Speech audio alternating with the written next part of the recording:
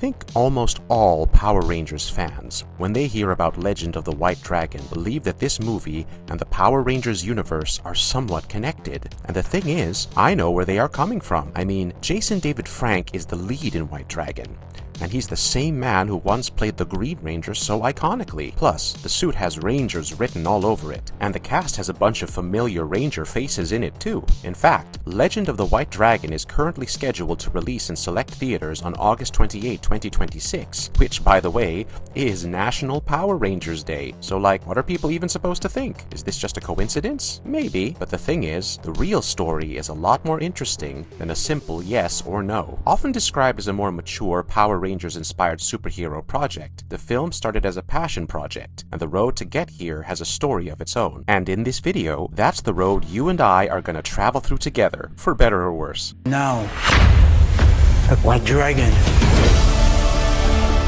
The legacy this movie walks in with. So like, before I get into the plot, I want to talk to you about the legacy of the film, because if I am being honest, that's half the reason why I made this video in the first place. As most of you may know, Jason David Frank is not really a genre actor trying on a superhero suit. This man played Tommy Oliver across nearly 3 decades of Power Rangers history, and that identity became a major part of his legacy. And irrespective of Legend of the White Dragon, you cannot simply forget such a legacy. But since the movie was Frank's world through and through, people are already invested in it, even before anything as such was announced. Like even before the movie's release date was announced. It felt a little like Frank was finally getting the chance to build a new hero on his own terms, where he could really be outside the limits of children's TV, and where he did not have to worry about any of the damned network rules. Without these rules, he could finally tinker with the stuff Ranger TV never really let him explore fully. I mean, like the heavy stuff. Say emotions like grief, depression, and family issues. However, Frank himself made it pretty clear that Eric Reed, the lead character of Legend of the White Dragon,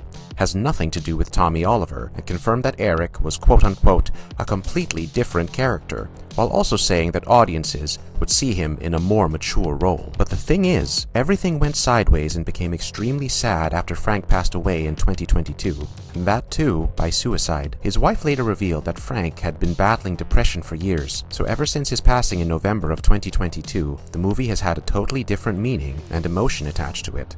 At least as far as Power Rangers and Frank fans are concerned. By 2023, the movie was no longer another indie superhero film and became something so much more than that. The reason is very simple. The movie is Jason David Frank's final performance. With White Dragon, you could tell the people behind the film started to see it the way fans were doing. Director Aaron Schenke spoke about working with Frank for over a decade and how he knew Frank would have loved to see this in theaters. Co-writer Sean Schenke mentioned finishing the film in a way that lived up to the standards Frank held for himself. In fact, at the San Diego Comic-Con 2023, they kept an empty chair for Jason, along with a Green Ranger helmet. Jenna Frank later spoke about her father as her best friend and her hero. As you can see, the whole thing has pretty much stopped feeling like another piece of content and risen to something more, irrespective of whether you would see it as a fan, a casual viewer, or a Rangers historian. But enough of that, let's now get into what exactly is the plot for Legend of the White Dragon. What Legend of the White Dragon is actually about. 3 years ago, Eric Reed, aka the White Dragon, fought Ashtagor, the ancient overlord. It was a colossal battle, but the White Dragon lost. In fact, the city itself, that is, Virtuo City, was destroyed, and the people of the city blamed its heroes for the destruction. Next thing we know, they stripped the heroes, including the White Dragon, of their titles. And not only that, these guys were like hunted, and those who survived were exiled. It was during the battle between Eric and Ashtagor that the White Dragon crystal was broken in two. Oh, and this crystal basically gave superpowers to Eric as well as his armor. In the end, both pieces of the crystal were lost, and the blame for that once again was placed on Eric. Now, it had been 3 years since that event, and Eric had returned. Upon his return, however, he wanted to fix his past mistakes, so he began on a quest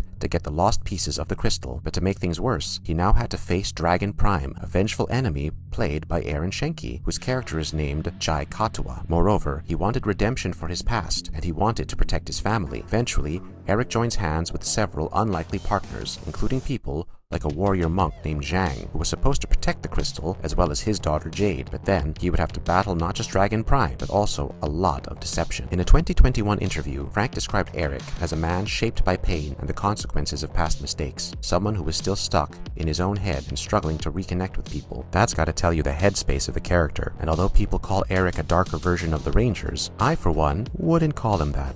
Eric Reed is not Tommy Oliver 2.0. I think I have more than established that Tommy Oliver and Eric Reed are definitely not the same people. However, I still want to just categorically bust this one particular myth once and for all. No, Eric Reed is not Tommy Oliver 2.0. In fact, Frank himself kept pushing back on the idea. In 2021, he made it very clear that Eric Reed had no connection whatsoever to Tommy Oliver and that the two were totally separate characters. Those comments resurfaced in later coverage after his passing, but the message was still clear. So, whenever people ask, what if this is Tommy Oliver but older and with a rougher life, the answer is pretty simple. No, man, Frank already told us to stop doing that. And the difference isn't only about the suit or the PG-13 tone or the different universes. There are like so many other differences between the two characters, you know? As we already know, Eric comes in beaten up by life, which makes him easier to connect with. Frank even said younger viewers and adults could relate to that because real life throw these kinds of problems at people all the time, which is a fair point, I must say. Life has a funny habit of handing out trauma, irrespective of you asking for it or not. Then there's the action side of it. Frank mentioned that Eric's fighting style tips more toward Muay Thai, giving the character a different physical language on screen. That means he was trying not to repeat the flashier, choreographed martial arts style people usually connected with Rangers or traditional karate films. He wanted Eric to fight differently and come across like a different man from the ground up. Even the tattoos were a part of that. Frank talked about them as meaningful marks of what Eric had lived through. This is a more battered character, a guy whose body and attitude both have history, and that's really where the gap between him and Tommy comes to light. Tommy, for most of his TV years, fits that heroic image, but Eric Reed doesn't. Eric took a few hard hits from life, and now he has to figure out how to get back up. So for me, Eric being Tommy 2.0 was never in question. Eric Reed was never meant to be Tommy 2.0. He is his own character with his own scars, his own style, and a lot more burden on his shoulders. There is also a small behind-the-scenes detail that Eric Reed may be a nod to Eric Frank, Jason David Frank's late brother. This makes the movie much more than a cash grab or a safe studio play, because there is something more personal behind it. The way it was made, the people involved, the amount of time it took, the intent, all points to that direction. So, is this secretly part of Power Rangers lore? No, Legend of the White Dragon is not part of Power Rangers lore. And this is not just me saying this. Frank said it in very blunt terms, leaving almost no room for confusion. While we know that Frank made it clear the project had a zilch connection to Tommy Oliver, he went a step further and laid out the legal side too. They didn't want issues with Saban, who held the rights to Power Rangers till 2018, or Hasbro, which bought it from Saban and currently holds the rights. And they were definitely not trying to sneak in a Power Rangers project under a different name. They knew where inspiration ends and legal trouble begins, and these guys were certainly not looking for legal trouble. So, if anyone out there is still hoping this secretly loops back into Power Rangers history somewhere down the line, nah man, that door is shut tight. Eric Reed isn't Tommy, Dragon Prime isn't Lord Drakon, and Virtuo City isn't Angel Grove with a name change. This movie stands on its own 2 feet. What's the status of the movie? This movie took the long road, and when I say long, I mean long. It all started back in July 2019 with a Kickstarter crowdfunding campaign that had the goal of raising $500,000 to fund production for the film. Very much achievable, right? Except the campaign fell short and was unsuccessful. And it's not like people weren't interested, because they were. As names like Johnny Young Bosch, Jason Font, Ciara Hanna, Yoshi Sudarsu, Christy Ain, and Jenna Ray Frank were already attached to the project. So the hype you see was there, but the money did not follow through. They tried again on March 2020, and this time they took a smarter approach. This time the budget was $100,000 for a mini-series, with a goal of $500,000 to turn it all into a movie. And this time, they reached their goal in merely 11 days. So by the time the campaign closed on May 27, 2020, it had collected a whopping $508,578. But it doesn't just stop there. Frank later said that the Kickstarter success helped bring in a private investor, which pushed the budget into the multi-million range. I mean, what? A story that failed to earn $500,000 now had millions in its kitty. But who would have known then that they would face delay after delay? There were early signs that the project would take time, and then COVID made everything even harder. In March 2023, a new target was set, September 4, 2023, which also happened to be Frank's 50th birthday. But then, by July 2023, that shifted to early 2024. At one point, there was even a September 4, 2024 limited release window, but that passed too, without a single peep.